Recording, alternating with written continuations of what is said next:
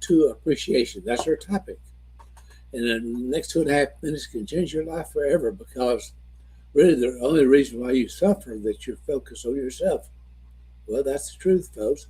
Self focus creates suffering because the nature of the human mind is to find what's wrong. The nature of the human mind is to find what's wrong. We're all selfish at times. Now, that's just the truth, folks. From time to time, we are selfish people. But if you stay selfish, you suffer. If you stay selfish, you suffer. The fastest way out of suffering is appreciation. That's the key. The fastest way out of suffering is appreciation. There's no better way. You cannot suffer and appreciate. You cannot suffer and appreciate. You cannot be grateful and suffer simultaneously. And the only way you can appreciate is to get outside of yourself and notice the grace in your life in some way. Listen to me now, please. You want a different life right now? You want to transform your joy right now? Then trade your expectations for appreciation.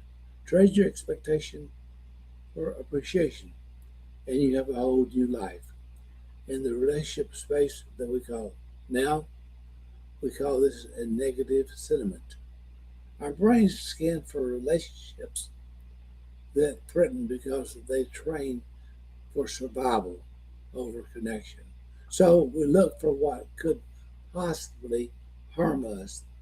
And because that's all we're looking for, we often miss all the good things, the relationships that bring us joy at the table. So a simple exercise that we teach to people, find yourself and replace the hurt and the offenses and the difficult moments that you have with someone that's hurt you.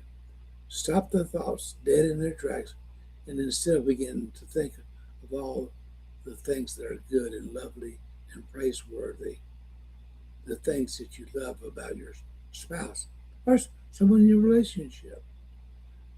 You can begin not only to shift your mindset in that moment in the right direction, but to rewire your brain so that your default is not to look for the negative, but instead look for the positive. Look for the positive side for people. Look for the positive side for people in your life because that's the thing that'll bring you joy.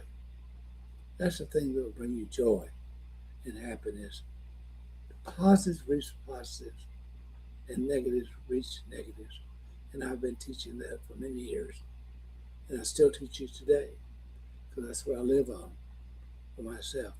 So, as in everything I say and do, I'd say, well, this wonderful day, just be blessed. Again, why? Well, because you already are, according to Ephesians 1:3.